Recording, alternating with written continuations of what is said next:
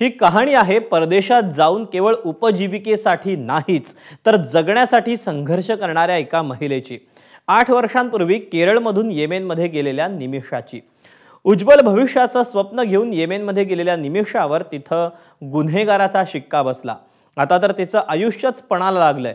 डोळ्यात मायदेशी परतून मुलीला भेटण्याचं स्वप्न आणि डोक्यावर मृत्यूची टांगती तलवार, अशा अवस्थेत निमिषा सापडली।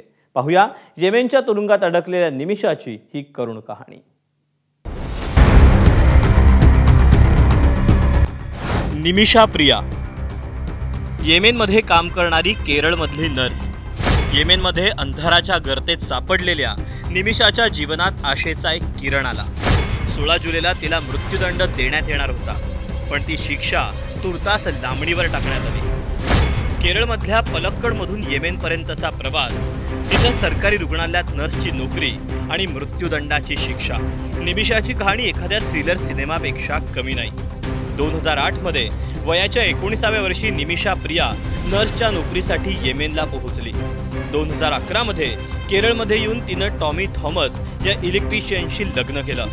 2014 मध्ये निमिषानं येमेनमध्ये नोकरी सोडून क्लिनिक उघडण्याचा निर्णय घेतला, पण व्यवसाय सुरू करण्यासाठी येमेनी कायद्यानुसार निमिषाला स्थानिक भागीदार शोधणं आवश्यक होतं। त्याचवेळी निमिषाला तलाल अब्दो महदी हा येमेनी तरुण भेटला।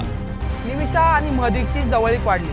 2015 साली निमिषा आपल्या पती आणि आपल्या मुलीला भेटण्यासाठी केरळमध्ये आली होती। याच वेळी महदी सुद्धा तिच्या सोबत आला। यावेळी महदीने तिच्या लग्नाचे फोटो चोरले आणि या फोटोंसोबत छेडछाड करत आपण निमिषाचा नवरा असल्याचा दावा सुद्धा केला।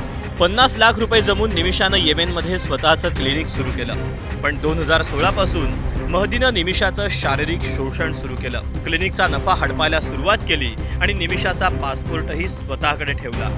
त्रासाला कंटाळून जुलै 2017 मध्ये निमिषानं महदीला बेशुद्ध करून पासपोर्ट मिळवण्यासाठी इंजेक्शन दिलं।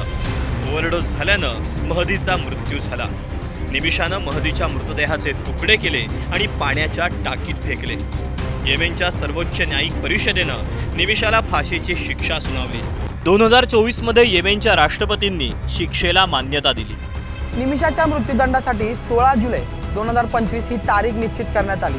निमिषाचा सुटकेचा मार्ग म्हणजे मृताच्या कुटुंबियांकडून माफी किंवा ब्लड मनी।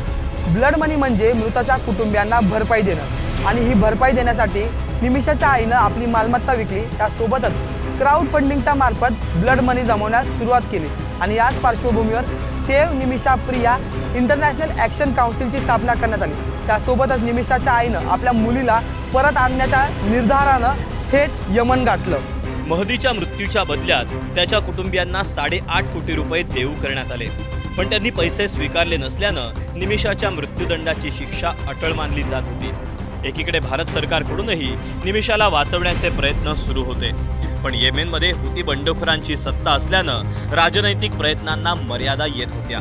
दुसरीकडे धार्मिक नेत्यांच्या माध्यमातून महदीच्या कुटुंबियांशी संपर्क साधण्याचे प्रयत्न सुरू होते। भारतातील कंथापुरमचे ग्रँड मुफ्ती एपी अबुबकर मुस्लियार यांनी येमेनमधील प्रसिद्ध सुफी विद्वान शेख हबीब उमर बिन हाफिज यांना चर्चेसाठी राजी केलं। महदीच्या भावानंही अखेर बोलण्याची तयारी दाखवली, त्यामुळे निमिषाच्या सुटकेच्या आशेचा किरण दिसू लागला। आता लांबणीवर टाकलेली तिची फाशीची शिक्षा रद्द होते का ते पाहायचंय। ब्युरो रिपोर्ट, एबीपी माझा। एबीपी माझा, उघडा डोळे बघा नीट।